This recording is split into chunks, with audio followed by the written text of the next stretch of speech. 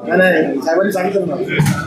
मध्ये आज आपण पाहणी केलेली आहे, काय आपल्या एकंदरीत निदर्शनास आलं आणि कोणते कोणते अडचणी खरं तर नागरिकांना दिसून येतात? एक आपण पाहिलं असेल, मागच्या आठवड्यामध्ये खासदार राजाभाऊ वासे साहेबांनी जो प्रश्न विचारला होता, उत्तर जे आलं की साधारणपणे महाराष्ट्रातून गेल्या 5 वर्षात 35,300 इंडस्ट्रीज ह्या महाराष्ट्रातून बंद झाल्या आणि दुसऱ्या राज्यांमध्ये गेल्या किंवा इथे बंद झालेल्या आहेत.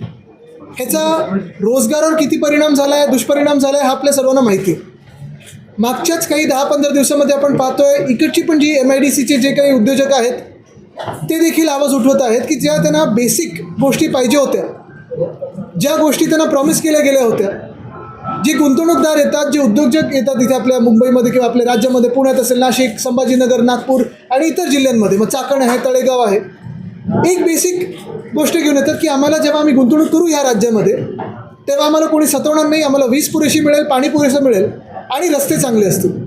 बाकी तसं काही जास्ती ते मागत नाहीत. पण हे सगळं होत असताना आपण पाहतोय इकडच्या स्थानिक लोकांनी आणि स्थानिक उद्योजकांनी जो एक विषय समोर आणलेला आहे तो हाच आहे की वीज उद्योग इथून हलायच्या मानसिकतेत आहेत. एवढ्यासाठीच आपण देखील माझ्यासोबत आता दौरा केला. भयानक परिस्थिती आहे रस्त्याची. ज्या MIDCमध्ये साधारणपणे आपल्याला इंडस्ट्रीचा वास आला पाहिजे तिथे कचऱ्याचा वास येतो, कचऱ्याचं साम्राज्य आहे. हा दौरा नियोजित झाल्यानंतर आपण पाहतोय कचऱ्याची सगळीकडे आता पाणी कशाला नको दादा थँक्यू. कचरा सगळीकडे आपण पाहतोय काढायचा प्रयत्न चालू आहे, JCB लावलेले आहेत. दौरा नियोजित झाला, दौरा ठरल्यानंतर रस्त्याची डागडुजी सुरू झालेली आहे. काही काही ठिकाणी तर आपण पाहिलं अक्षरशः चपलेंनी ते खड्डे बुजवण्याचा प्रयत्न झालेला आहे.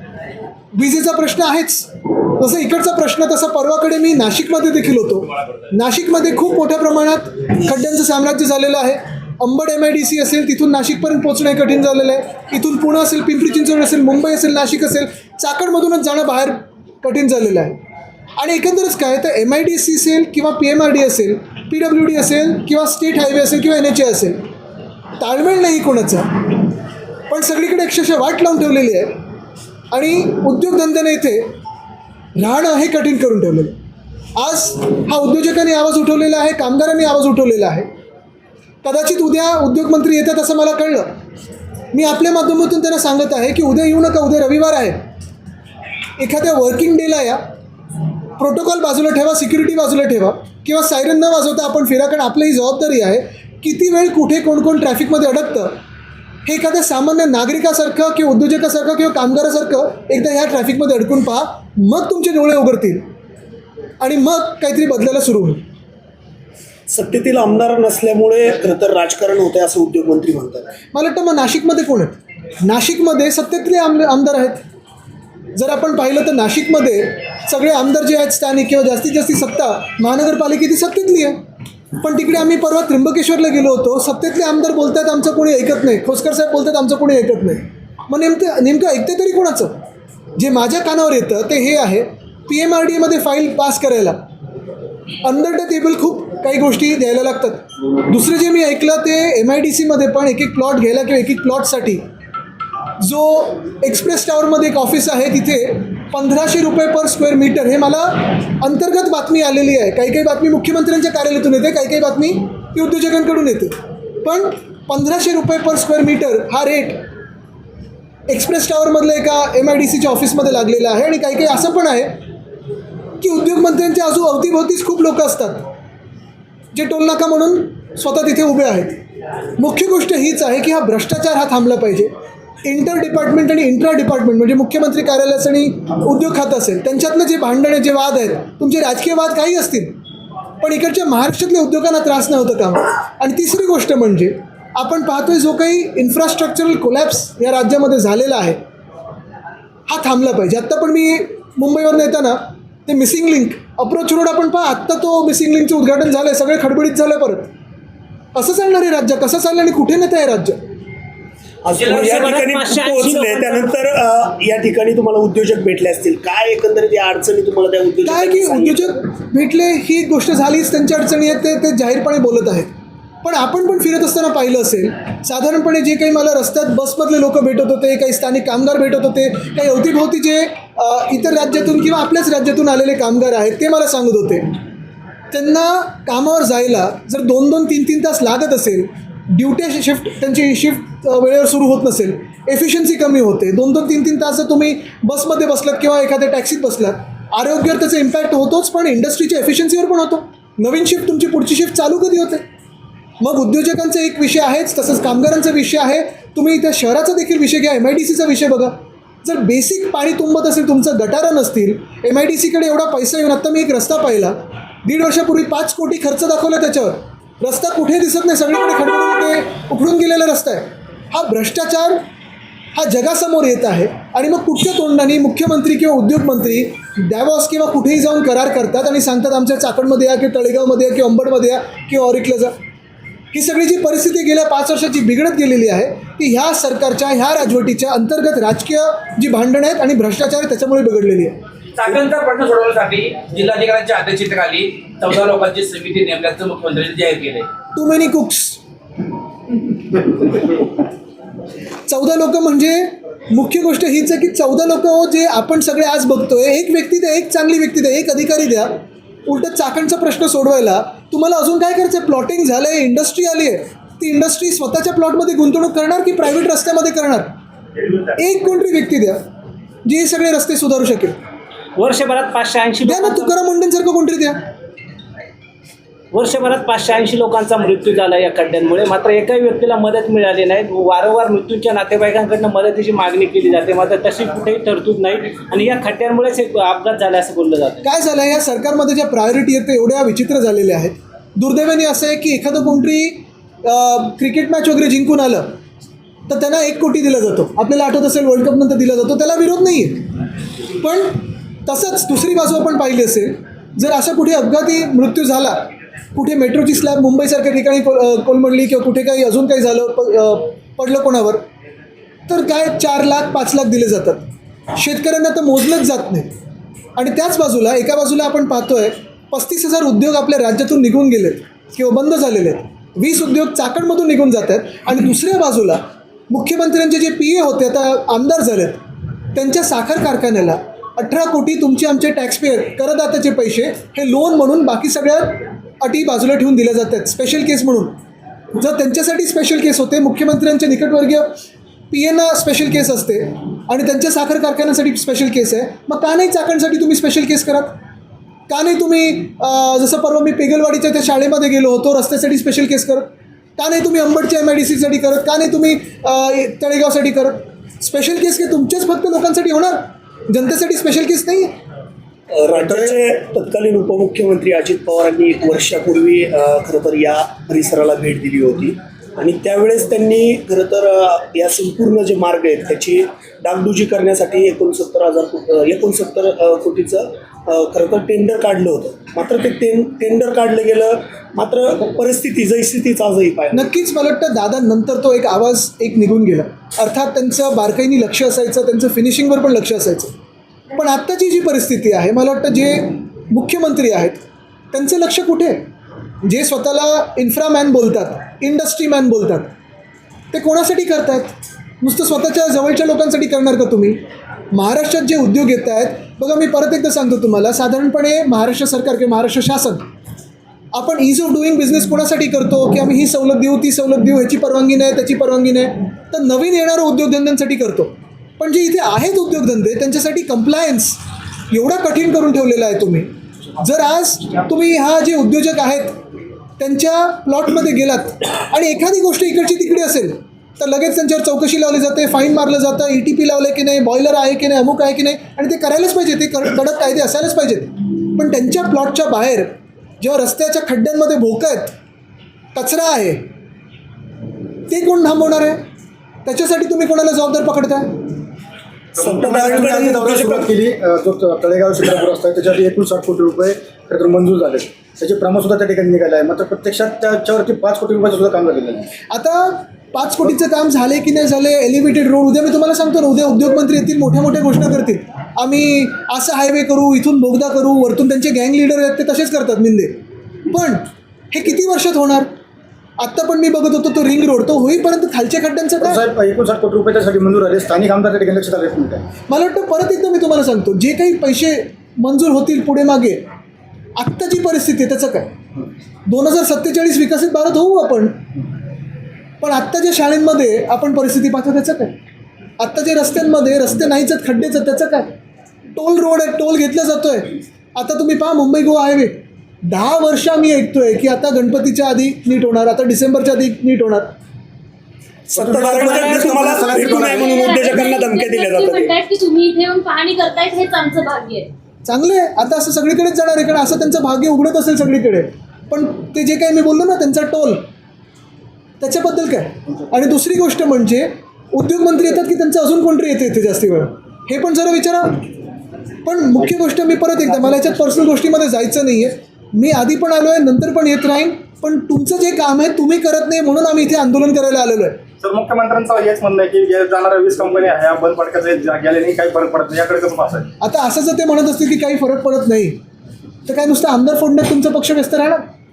कारभार कधी करणार ते तर बघा तुम्ही. आता एक महत्त्वाची गोष्ट तुम्ही बघा, मुख्यमंत्री जे बोलतात की ह्या कंपन्या बंद पडल्या तरी चालतील, गेल्या तरी चालतील, काही फरक पडत नाही. या ज्या 20 कंपन्या जातात ना, कमीत कमी 5,000 जॉब्स आपल्या राज्यातून जाणार, या स्थानिकांच्या हातातून जाणार आहेत. मंत्रालय 5,000 जॉब्स, 5,000 रोजगार देताय तुम्ही. 5,000 रोजगारची संधी. अजय बांगा जे वर्ल्ड बँकचे प्रेसिडेंट आहेत, त्यांनी सांगितलेलं आहे की पुढच्या 10 वर्षामध्ये जागतिक स्तरावर जे इमर्जिंग इकॉनॉमीज आहेत त्याच्यात जवळपास 120 कोटी तरुणी ह्या जॉब मार्केटमध्ये येणार आहेत, 18 वर्षाचे होणार आहेत. हे जेन झी आहेत, हे जेन अल्फा आहेत जे आत्ता आंदोलन करत होते. हे 120 कोटी जेन झी आणि जेन अल्फा पुढच्या 10 वर्षात जॉब मार्केटमध्ये येणार आहे. आणि जागतिक स्तरावर फक्त 40 कोटी जॉब्स निर्माण होणार आहेत. 80 कोटी जॉब्सचं काय? आणि एका बाजूला जग हे विचार करते आणि दुसऱ्या बाजूला मुख्यमंत्री बोलतात काय फरक पडतोय? म्हणजे काय आपण जे करतोय त्याचा काही विचार करताय की नाही? म्हणजे आपण परत जग एका बाजूला विचार करताय की AI मुळे जॉब जाणार आहेत, त्याच्याबद्दल काय? आणि दुसऱ्या बाजूला आपल्याकडे चाकणमधून 20 जॉब्स फक्त रस्ते होत नाही आहेत, वीज पुरेशी नाही आहे, पाणी त्यांच्याकडे येत नाही, ह्याच्यामुळे जात आहे आणि मुख्यमंत्र्यांना चिंताच नाही आहे. उद्योजक तुम्हाला भेटू नये म्हणून त्यांना धमक्या दिल्या जातात या सत्ताधाऱ्यांकडून.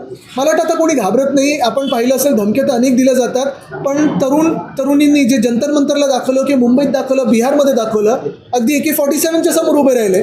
पण आता हा देश घाबरत नाही तानाशाला, हे पण दाखवलेलं आहे. तुम्ही आता जेचा उल्लेख केला, मात्र नक्षलवादी मानसिकतेचे लोक तरुणांची माती भडकवत आहेत असा आरोप पंतप्रधान मोदींनी केलाय. आज ते जे बोलले ते खूपच म्हणजे दिमागी नक्षल वगैरे हे जे काही बोलले, मला वाटतं हुशार लोकांची भाजपला ॲलर्जी काय? जर कोणी मेहनतीने अभ्यास करत असेल, चांगले मार्क मिळत असतील आणि प्रश्न विचारत असेल तर भाजपला ॲलर्जी काय? आणि म्हणून आपण पाहत असू एक वेगळी भाजप होती वाजपेयी साहेबांची आणि अडवाणी साहेबांची, त्याच्यात सुषमाजी होत्या, त्याच्यात एकाकडे राजनाथजी वगैरे होते. ही सगळी भाजपा आता वेगळी राहिली आणि आत्ताची भाजपा आपण पाहतोय कशी शब्दांचा प्रयोग करतो, कशी भाषेची वापर होते. ही भाजपा आता तर बेसिकली एकच आहे, भाजपाला हुशार लोकांची आणि जेनझी यांची ॲलर्जी. गोपीनाथ मुंडे हे काँग्रेसमध्ये येणार होते असा मोठा गौप्यस्फोट पृथ्वीराज चव्हाणांनी केला. अहमद पटेलांसोबत त्यांची बैठक झाली होती आणि मंत्रिपदाची अट घातली होती, असं सुद्धा त्यांनी गौप्यस्फोट केला. मला वाटतं अट नव्हती तेव्हा, पण ठीक आहे, तर त्याच्यात मी जात नाही. जास्ती गौप्यस्फोट मी नाही करत, कारण जवळून पाहिलेलं आहे मी ते. आणि त्याच्यात माझ्या आजोबांनी त्यांना काय सांगितलं आणि रोखलं होतं ते पण मला माहिती. काही दिवसांपूर्वी मुख्यमंत्री भीमाशंकरला आले होते आणि त्यावेळेस ते म्हणाले होते की आम्ही बाबाजी काळे जे खेड तालुक्याचे शिवसेनेचे आमदार आहेत त्यांना प्रपोजल दिलेलं आहे. त्याच्यामुळे त्यांना काय प्रपोजल दिलं आहे की आज ते या ठिकाणी असं उपस्थित नाही? बघा, ते आत्ता माझ्यासोबतच होते, त्यांचं कोणाचं लग्न आहे म्हणून ते निघाले. थोडा दौरा आधीचा झाला असता तर काय, याच रस्त्यांमुळे 1.5 तास मला अधिकचा लागला. नशीब आज वर्किंग डे नाही आहे. तर आज आत्ता ते माझ्यासोबतच होते ना, जे प्रेसमध्ये आपले होते माझ्यासोबत होते, त्यांनी बघितलं. त्यांनीच तर मला बोलवलं, त्यांनी मला फोन करून सांगितलं की आम्ही आंदोलन पण ठरवलेलं आहे, आता मोठं आंदोलन आम्ही घेतोय. पण प्रपोजल जे बोलतात मुख्यमंत्री, आमदार फोडण्याचं, खासदार फोडण्याचं, नगरसेवक फोडण्याचं, मुख्यमंत्री की उपमुख्यमंत्री, जरा ते सोडा. राजकारण थोडं घाणेरडं बाजूला ठेवा आणि जी जबाबदारी निवडणूक आयोगाने तुमच्यावर सोपवली आहे सरकार चालवायची, ती चालवा.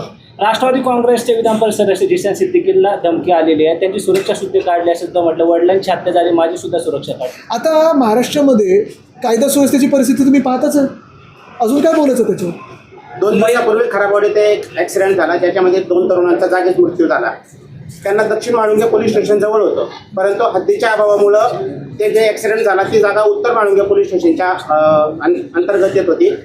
आणि वाद केवळ हद्दीचा वाद असल्यामुळे त्यांना या ठिकाणी पोलिसांना लवकर येता आलं नाही. त्याबद्दल तुम्ही काय सांगाल? मला वाटतं याच्यावर सुप्रीम कोर्टाचे पण ऑर्डर्स आहेत, अनेक ऑर्डर्स आहे ऍक्सिडेंटच्या याच्यावर आहेत, पण थोडी जास्ती माहिती घेऊनच मी बोलू शकेन. महिला आरक्षण विधेयक आहे, महिला आरक्षण विधेयक, त्याबरोबर मतदारसंघ पुनर्रचना विधेयक आहे, त्याच्यावरती त्या विधेयकांना पाठिंबा द्या असं आव्हान राज्याच्या मुख्यमंत्र्यांनी केलंय. मला वाटतं आजच्या दिवशी तरी स्वातंत्र्याच्या दिवशी खोटं बोलणं राज्याच्या मुख्यमंत्र्यांनी हे कितपत शोभतं हा त्यांनी विचार करावा. 2023 मध्येच महिला आरक्षण बिल हे पास झालेलं आहे आणि आम्ही तर आत्ता पण सांगतोय, आत्ताच पूर्णपणे जसंच्या तसं 2023चं बिल लागू करा, आम्ही तयार आहोत.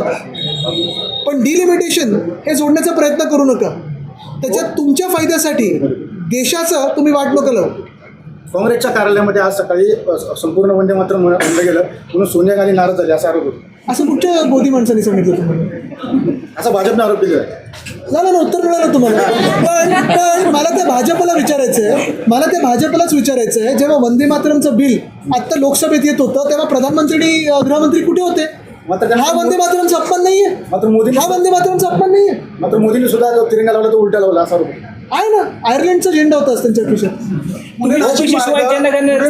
मार्ग बदलल्याने चाकण MIDC ला काही त्याचा फटका बसेल आणि भागातील नागरिक. बघा, एक तर पहिली गोष्ट अशी आहे की मेट्रो उठसूट सगळीकडे बनवत आहेत. काही काही ठिकाणी गरज आहे, गरज नाही आहे, हा कोणी अभ्यास केला की नाही मला माहीत नाही. पण हायस्पीड रेल किंवा मेट्रो हे आपल्या शहरांपासून आपल्या MIDC पर्यंत पहिले यायला पाहिजे होतं. त्याच्यात जास्ती फायदा झाला असता. दुसरी गोष्ट म्हणजे आत्ता मी ते सहज विचारत होतो, बसची आहे पब्लिक ट्रान्सपोर्ट, पुणे असेल किंवा पिंपरी चिंचवड असेल, इथून फ्रिक्वेन्सी किती कमी आहे. खरं जेवढा व्हॉल्यूम इथे येतो, जर महानगरपालिकेने विचार केला तर बसेस पण तुम्ही फायद्यात नेऊ शकता, जेवढा व्हॉल्यूम आणि कमी किमतीत नेऊ शकता. जसं मुंबई महानगरपालिकेत आम्ही 5 वर्ष किंमत 5 रुपये, 10 रुपये, 15 रुपये आणि 20 रुपये अशी ठेवली होती. 35 लाख प्रतिदिन आमचा फुटफॉल होता. ह्या सरकारने बदललं आणि फुटफॉल कमी झाला. तुम्ही सीओवर भडकले आहेत. कोण कोण? संतोष बांगर जे आहेत ते जिल्हा परिषदेच्या सीओवर भडकले. ते म्हणतात तुम्ही नोकर आहात, नोकरांसारखे राहा. किती वाजता भडकले तुम्ही? बरीच टायमिंगचा काही प्रॉब्लेम जवळून पाहिलेलं वेळाचं काय गणित आहे त्यांचं. टाइम टेबल थोडं बिघडलं की आता त्यांची वेळ बदलली असं वाटतंय का? आता बघा तुम्ही, आता काय मूड आहे? ओबीसी शिवाय जनगणना होते 40% प्रश्नाची यादी, मात्र त्यात ओबीसीचा कॉलमच नाहीये. मला वाटतं आपण हा जसा विषय तसा इव्हन SIRचा पण विषय तेवढाच महत्त्वाचा आहे. जनगणनेचा आहे, घरगणनेचा आहे आणि SIR पण आहे. SIRमध्ये अनेक लोकांच्या घरी BLO गेले नाही आहेत, हे देखील तेवढंच सत्य आहे जेवढं दुसरं सत्य हे आहे की BLOवर पण अधिकचं प्रेशर टाकलेलं आहे या सरकारने.